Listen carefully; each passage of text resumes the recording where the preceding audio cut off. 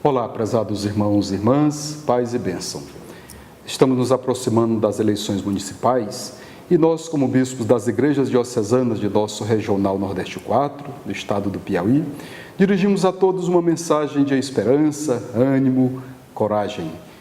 Somos chamados a dar as razões da nossa esperança, diz a primeira carta de São Pedro.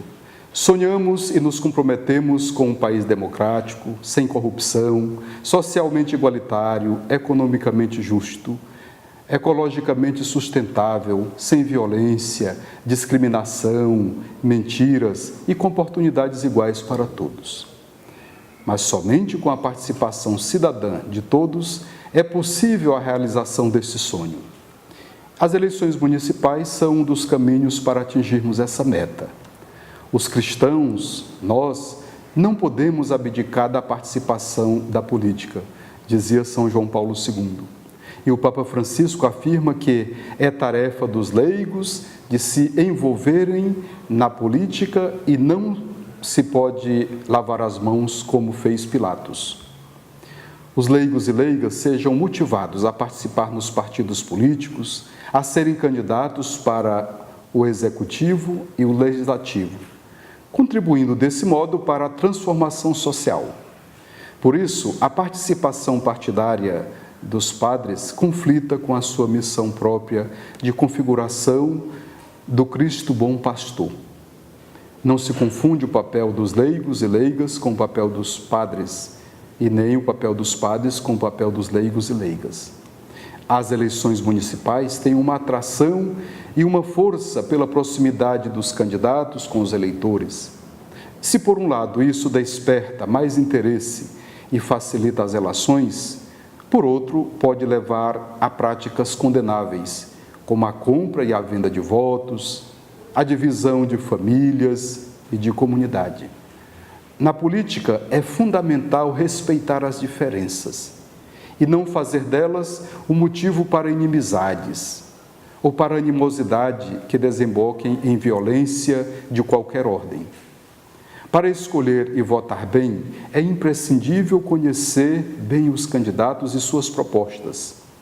Dos prefeitos no Poder Executivo, espera-se conduta ética nas ações públicas, nos contratos assinados, nas relações com os demais agentes políticos e com os poderes econômicos.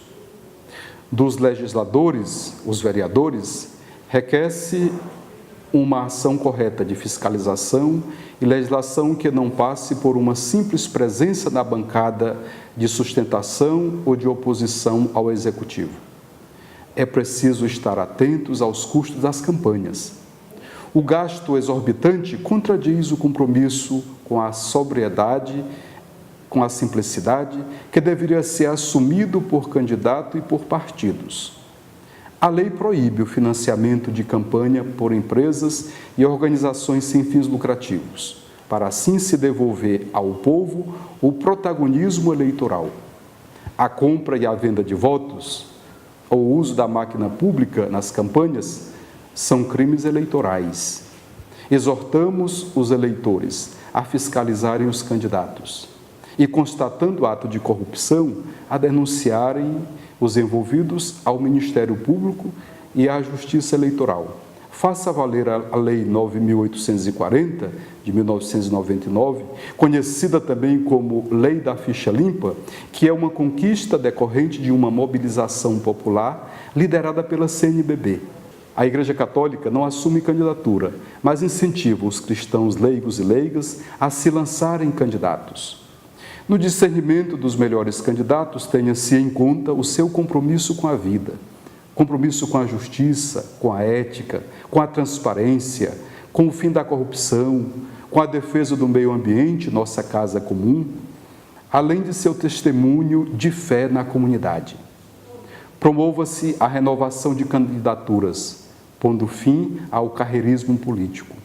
Exortamos as comunidades a optarem por candidatos que se propunham a governar a partir dos pobres, não se rendendo à lógica da economia do mercado, cujo centro é o lucro e não a pessoa. Após as eleições, é importante a comunidade se organizar para acompanhar os mandatos dos eleitos durante os 4 anos. Queremos motivar os cristãos leigas a se engajarem nos conselhos de participação popular, como o Conselho de Educação, de Saúde, da Criança e Adolescente, da Juventude, da Assistência Social e outros conselhos. Recomendamos vivamente que acompanhem as sessões nas câmaras municipais, onde se votam projetos e leis para o município, para o bem comum das pessoas. Estejam atentos à elaboração de políticas públicas que atendam especialmente às populações mais vulneráveis, como crianças, jovens, idosos, migrantes, indígenas, quilombolas e os pobres em geral. Pela intercessão de Nossa Senhora da Vitória, Deus nos abençoe e nos proteja.